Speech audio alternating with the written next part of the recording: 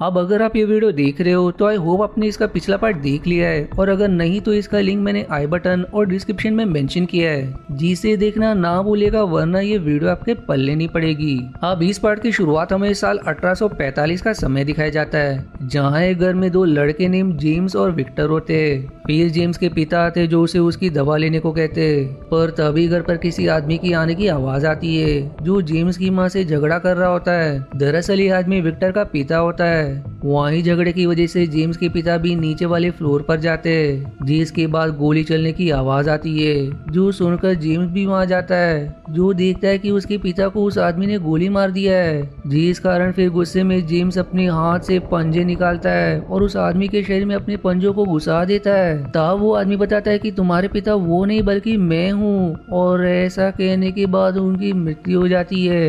अब ये जानकर कि उसने अपने पिता को मार दिया, जिससे जेम्स बहुत डर जाता है और डर के मारे जंगल की तरफ भागता है। उसके पीछे विक्टर भी आता है, जो जेम्स से कहता है कि तुम मेरे भाई हो और तुमने जो भी किया उसमें तुम्हारी कोई गलती नहीं। इसके बाद वो ये भी समझाता है कि अब तुम वापस नहीं जा सकते, वरना गांव के लोग तुम्हें जिंदा नहीं छोड़ेंगे। इसलिए अब से हम दोनों को एक दूसरे का साथ देते हुए अपनी जिंदगी में आगे बढ़ते रहना होगा। जिसके बाद हम उन दोनों को बहुत सी लड़ाइयाँ लड़ते हुए देखते हैं, जिसमें वर्ल्ड वॉर 1 और 2 भी शामिल होते हैं। दरअसल जेम्स का पूरा नाम जेम्स लोगन होता है, इसलिए आगे हम उसे लोगन ही बुलाएंगे।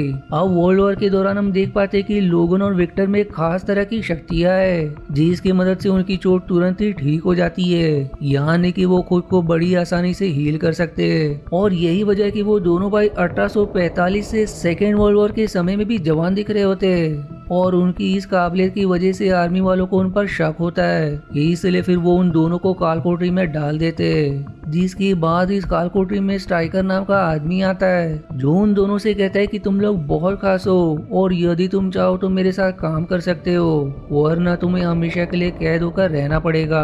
जिस पर वो दोनों स्ट्राइकर के साथ काम करने के लिए तैयार हो जाते हैं। तब स्ट्राइकर उन्हें कुछ म्यूटेंट्स के साथ एक प्लेन से कहीं ले जाता है, और वो सब अफ्रीका में एक माफिया के अड्डे पर जाते हैं, जहाँ एजेंट जीरो नाम का म्यूटेंट उस माफिया के बहुत सी आदमियों को मार गिराता है, जबकि फ्रेड टैंक को तबाह कर देता है। अब इसके बाद वो सभी उस बिल्डिंग में प्रवेश करते हैं जहाँ वो माफिया होता है, लेकिन इससे पहले कि वो लोग उस माफिया को कुछ कर पाते, उसके लोग सभी म्यूटेंट्स पर गोलियां चला देते हैं। जिस पर वेड नाम का म्यूटेंट अपनी तलवार से उनकी गोलियों को रोकता हुआ उन सभी को मार गिराता है। इस पर अब वो माफिया स्ट्राइकर से कहता है कि तुम चाहो तो मेरे पास मौजूद सारे हीरे ले सकते हो। जिस पर स्ट्राइकर एक काले पत्थर को उठाकर कहता है कि मुझे हीरे नहीं बल्कि ये चाहिए। तब माफिया बताता है कि मुझे ये पत्थर एक गांव में मिला था, और वो उन्हें उस गांव का पता बताता है। अब स्ट्राइकर अपने म्यूटेंट के साथ उस गांव में पहुंचता है, जहां के लोग उसे ये बताते हैं कि ये पत्थर आसमान से गिरा था, जिसका साफ मतलब है कि वो किसी कॉमेट का टुकड़ा था। लेकिन उन्हें उस कॉमेट के बारे में ज्यादा जानकारी नहीं होती,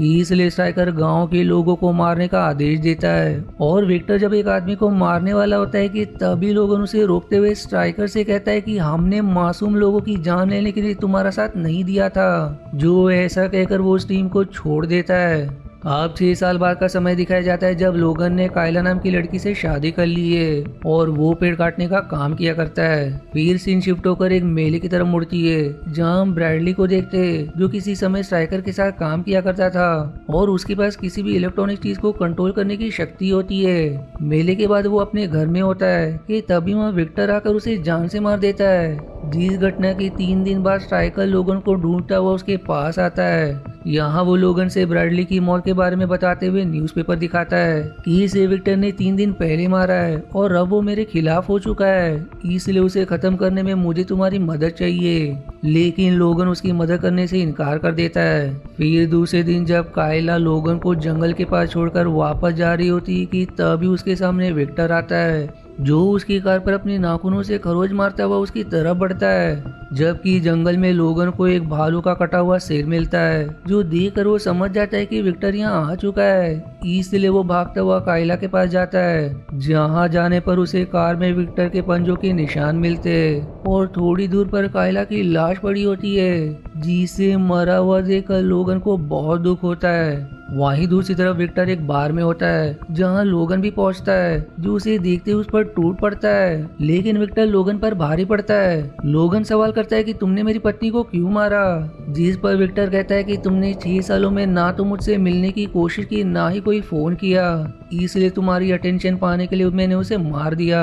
जिस बात से हम समझ पाते हैं कि विक्टर अब पूरी तरह से ईवल हो चुका है, जिसने स्ट्राइकर के साथ काम करते हुए इतने लोगों को मारा होगा कि अब किसी की जान लेना उसके लिए आम बात है। जिसके बाद वो लोगन के पंजों को तोड़कर वहां से चला जाता है। अब अगले सीन में लोगन एक हॉस्पिटल में होता है क्योंकि विक्टर ने उसे बुरी तरह से घायल कर दिया था, पर डॉक्टर्स को उसके शरीर में चोट के कोई भी निशान नहीं मिलते। तभी उसे होश आता है और वो डॉक्टर से सवाल करता है कि विक्टर कहाँ गया। इस पर पास ही मौजूद स्ट्राइकर कहता है कि इस मामले में मैं तुम्हारी मदद कर सकता हूँ। पर अब स्ट्राइकर को अपने सामने देखकर लोगन का माथा सनक जाता है और वो उसका कॉलर पकड़कर कहता है कि मैं 6 साल से सुकून भरी जिंदगी जी रहा था, लेकिन जिस दिन तुम आए उसके अगले दिन मेरी पत्नी मारी गई।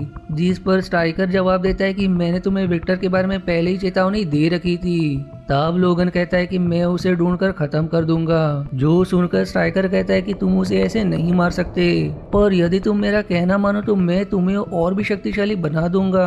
अब इस बात पर लोगन स्ट्राइकर का कहना मानते हुए उसकी लैब में जाता है, जहां स्ट्राइकर बताता है कि मैंने उस पत्थर को बड़ी मात्रा में हासिल कर लिया है, जिसे मैंने एडमेंटियम नाम दिया है, और इसी एडमेंटियम को मैं तुम्हारी हड्डियों में डालने वाला हूँ, जिससे तुम काफी शक्तिशाली हो जाओगे। लेकिन इस प्रोसेस में तुम्हें भयानक दर्द होगा। जिस पर लोगन कहता है कि मैं अपनी पत्नी की मौत का बदला लेने के लिए किसी भी दर से गुजर सकता हूँ। अब इसके बाद लोगन को एक लॉकेट दिया जाता है, पर वो कहता है कि मुझे दूसरा लॉकेट चाहिए और उस लॉकेट पर वुल्वरीन नाम लिखो। यानी कि हमने एक्समैन के फर्स्ट पार्ट में जिस लॉकेट को देखा था वो उसे यहाँ से मिला था, और इसी लॉकेट के कारण लोगन को वुल्वरीन नाम से भी जाना जाता है। आगे हम आर्मी चीफ को देखते जो स्ट्राइकर के साथ होते। स्ट्राइकर बताता है कि मैं लोगन के शरीर में एडमेंटियम डालने जा रहा हूँ, जिससे वो बहुत ही ताकतवर हथियार बन जाएगा। यहाँ हम समझ पाते हैं कि स्ट्राइकर किसी तरह का एक्सपेरिमेंट कर रहा है, जिसके बाद लोगन की हड्डियों में एडमेंटिनियम डाला जाता है, पर इस सब में उसकी हार्ट बीट बंद हो जाती है, जिस कारण सबको ये लगता है कि वो मारा गया। लेकिन तभी अचानक से उसकी हार्ट बीट वापस आ जाती है, जो देखकर स्ट्राइकर आर्मी चीफ से कहता है कि मेरा एक्सपेरिमेंट सफल रहा, और फिर वो लोगन की याददाश्त मिटाने की बात करता है, जिस बात को लोगन सुन लेता है, जिससे अब वो सब कुछ तोड़ता हुआ वहां से भाग निकलता है। अब अगले सीन में हम लोगन को एक बुजुर्ग पति पत्नी के घर पर देखते हैं, जो उसे बिना कपड़ों के देखने पर घर से भागने के बजाय अपने बेटे की तरह ट्रीट करते हैं, क्योंकि उन्हें लगता है कि लोगन को मदद की जरूरत है। वो अब लोगन को अपने बेटे के पुराने कपड़े देकर उसे खाने पर बुलाते हैं। जहाँ अब लोगन जब बाथरूम में होता है तो अपने एडमेंटिनियम के पंजों को देखता है, जो बहुत शार्प होते हैं। फिर अगले दिन बुजुर्ग आदमी लोगन को अपने बेटे की जैकेट और बाइक देता है, साथ ही साथ उसकी पत्नी वहाँ सुबह का नाश्ता लेकर आती है। लेकिन तभी उस बुजुर्ग महिला को 2 गोलियां लग जाती है, जिसे एजेंट 0 ने मारा था।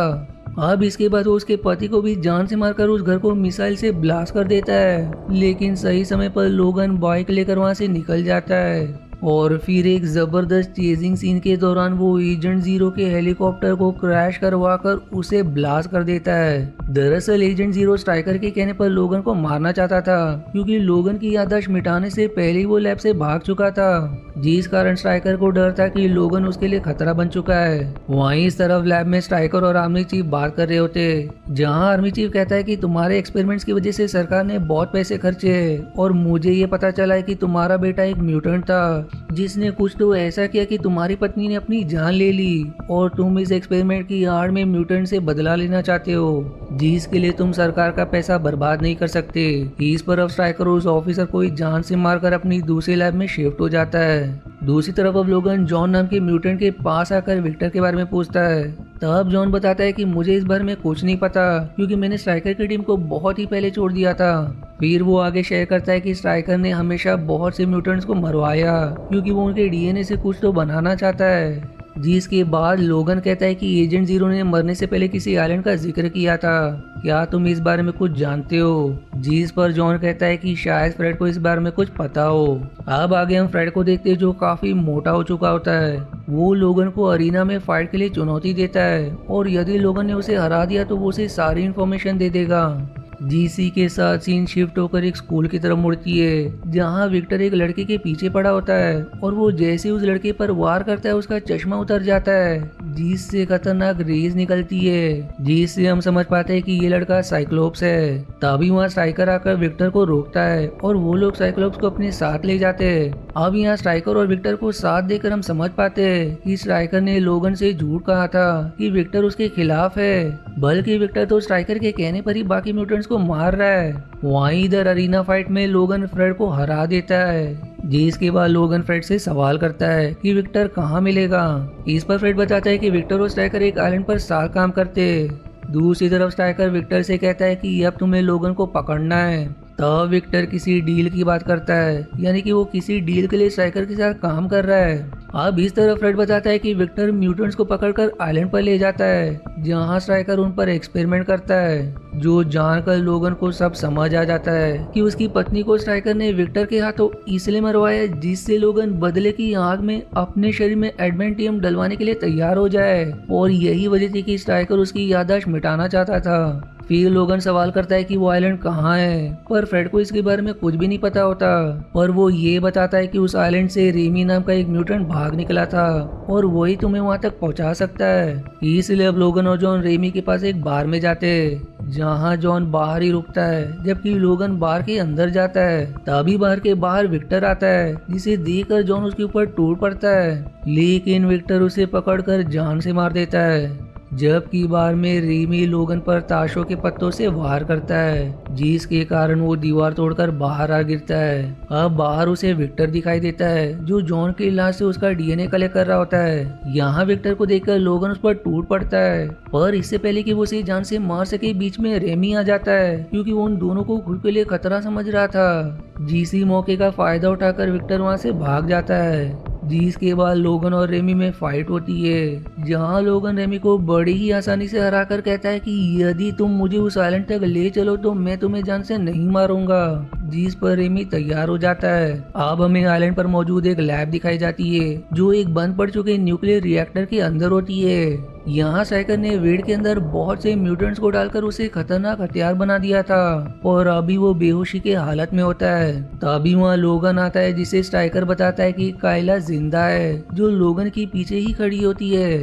अब उसे देखकर लोगन हैरान होते हुए सवाल करता है कि तुम कौन हो, जिस बात का जवाब देते हुए स्ट्राइकर बताता है कि वो तुम्हारी पत्नी ही है जिसे विक्टर ने कभी मारा ही नहीं था बल्कि एक स्लो पॉइजन देकर उसकी दिल की धड़कनों को रोक दिया था और विक्टर ने काइला के ऊपर खून फेंक दिया, जो देखकर तुम्हें ये लगा कि वो मर चुकी है, बल्कि ये तो हमारे साथ काम करती है जो खुद एक म्यूटेंट है। दरअसल काइला किसी को भी छूकर उसके दिमाग को कंट्रोल कर सकती है। तभी पीछे से विक्टर भी आता है, लेकिन लोगन उसे देखकर कुछ नहीं करता क्योंकि जिस इंसान की मौत का बदला लेने के लिए वो यहाँ आया था वो इंसान यानी कि काइला तो जिंदा है जो स्ट्राइकर के साथ मिली हुई थी और उसने पिछले 6 सालों से लोगन को धोखे में रखा। आप सच्चाई जानकर लोगन वहाँ से बाहर चला जाता है जबकि काइला की आंखों में आंसू होते क्योंकि वो लोगन को प्यार करने लगी थी। फिर वो स्ट्राइकर से कहती कि मैंने तुम्हारा काम कर दिया, अब तुम मेरी बहन को छोड़ दो, लेकिन स्ट्राइकर उसकी बात नहीं मानता। तभी विक्टर भी स्ट्राइकर से कहता है कि हमारे बीच डील हुई थी कि तुम मेरे अंदर एडमेंटिनियम डालोगे, पर लोगन के यहाँ तक आने के बावजूद तुम उसे जाने दे रहे हो। अब एडमेंटिनियम की बात सुनकर स्ट्राइकर कहता है कि यदि मैंने तुम्हारे अंदर एडमेंटिनियम डाला तो तुम मर जाओगे। तब उन दोनों की बात सुनकर काइला विक्टर से कहती है कि ये हमारा इस्तेमाल कर रहा है, और ऐसा कहकर वो आगे बढ़ती है जिस पर अब विक्टर उसे गले से पकड़ लेता है जिस कारण वो चीखने लगती है। पर अब काइला की चीख सुनकर लोगन वापस से अंदर आकर विक्टर पर टूट पड़ता है, लेकिन वो उसे जान से नहीं मारता बल्कि पंच मारकर बेहोश कर देता है। तभी वहाँ काइला आकर लोगन को सारी सच्चाई बताती है कि उसने ये सब अपनी बहन को बचाने के लिए किया क्योंकि स्ट्राइकर ने बहुत से म्यूटेंट के साथ मेरी बहन को भी कैद कर रखा है। जिसके बाद लोगन काइला के साथ उस जगह जाता है जहाँ म्यूटेंट्स कैद होते हैं और उन सबको आजाद कर देता है। इस तरफ स्ट्राइकर वेड को होश में लाकर उसे लोगन के पीछे भेजता है जहां वो वेड को डेडपूल कहकर बुलाता है और अब डेडपूल और लोगन के बीच लड़ाई शुरू हो जाती है, जबकि काइला बाकी म्यूटेंट्स को लेकर वहाँ से चली जाती है। तभी उन सब पर स्ट्राइकर के लोग गोलियां चलाने लगते हैं, पर काइला की बहन खुद को डायमंड में बदलकर उन सबको बचाती है, जिसके बाद साइक्लोप्स उन लोगों पर अपनी रेस से वार करके उन्हें मार देता है।